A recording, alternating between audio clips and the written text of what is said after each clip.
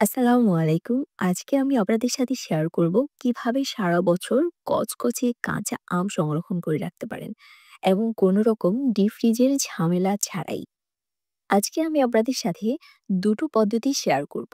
প্রথমে শুরু করছি প্রথম পদ্ধতি। এক্ষেত্রে আমি দুটো কাঁচা আম বড় সাইজের ভালো করে পরিষ্কার করে ধুয়ে নিয়েছি এবং আমগুলো এভাবেই কেটে নিয়েছি। এবার আমের আটিগুলো মাঝখান থেকে এক এক করে সরিয়ে নিচ্ছি। আমের সাইজগুলো খুব বেশি পাতলা আবার খুব বেশি মোটা করা যাবে না।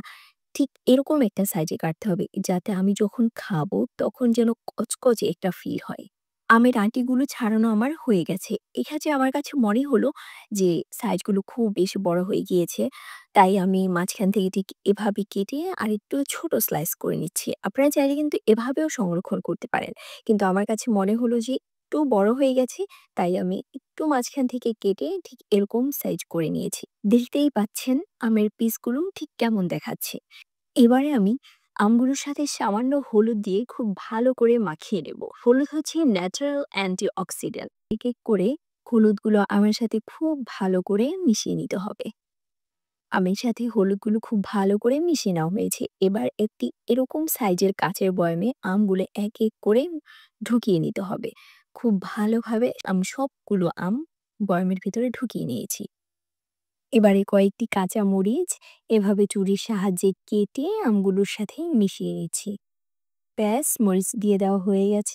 এ পর্যায়ে আমি সামান্য একটু লবণ কৌটার ভিতরেই দিয়ে দিব। আর দিয়ে দিচ্ছি বিশুদ্ধ খাবার পানি, যে পানিটা আমরা সবসময় খাবার জন্য ব্যবহার করি। এবারে বয়ামের মুখ দিয়ে খানিকটা বয়ামটা খুব ভালো করে ঝাঁকিয়ে সবগুলো উপাদান খুব ভালো করে মিশিয়ে নিতে হবে। আর এভাবেই কিন্তু আপনি এই বয়ামটা ডিপ ফ্রিজে না রেখে ডাইনিং টেবিলের কোথাও কোনো এক কোণে রেখে দিয়ে সারা বছর কিন্তু আপনি এরকম কচকচে কাঁচা আম খেতে পারবেন। এবারে আমি আপনাদের সাথে শেয়ার করব দ্বিতীয় পদ্ধতিটি। আম সংরক্ষণ করার দ্বিতীয় পদ্ধতির এক্ষেত্রে আমি আমগুলোর খোসাগুলো ছাড়িয়ে এভাবে ছুরি দিয়ে কেটে খুব ভালো করে ছোট ছোট করে চিকন চিকন স্লাইস করে নিচ্ছি। আপনারা চাইলে যে কোনো শেপ দিতে পারেন, আমি এভাবে নিয়েছি, আমার এভাবে মনে হয়েছে। এবার হচ্ছে আমি একটি কাঁচের বয়ামে আমগুলো ঠিক আগের মতো করে ঢুকিয়ে নিচ্ছি, তবে এখানে কিন্তু কোনো হলুদ ব্যবহার করছি না। এভাবে এক এক করে সবগুলো আম আমি কাঁচটারে ভালোভাবে ঢুকিয়ে নিচ্ছি। বেশ, আমার আমগুলো ঢুকানো হয়ে গেছে। এবারে কিছুটা লবণ আমি বয়ামের মধ্যে আমগুলোর সাথে দিয়ে দিচ্ছি। আর দিয়ে দিচ্ছি কিছুটা সরিষা। এরপরে দিয়ে দিচ্ছি ভিনেগার, হোয়াইট ভিনেগার। এখানে অ্যান্টিঅক্সিডেন্ট হিসেবে আমি ভিনেগার ব্যবহার করছি। আর সম্পূর্ণ বয়ামে পানি দিয়ে ভর্তি করে দিলাম। এবারে বয়ামের মুখটি লাগিয়ে ভালোভাবে ঝাঁকিয়ে সবগুলো উপাদান মিশিয়ে নিচ্ছি। ব্যাস, আমার হয়ে গেল আম সংরক্ষণ করার দ্বিতীয় পদ্ধতিটিও।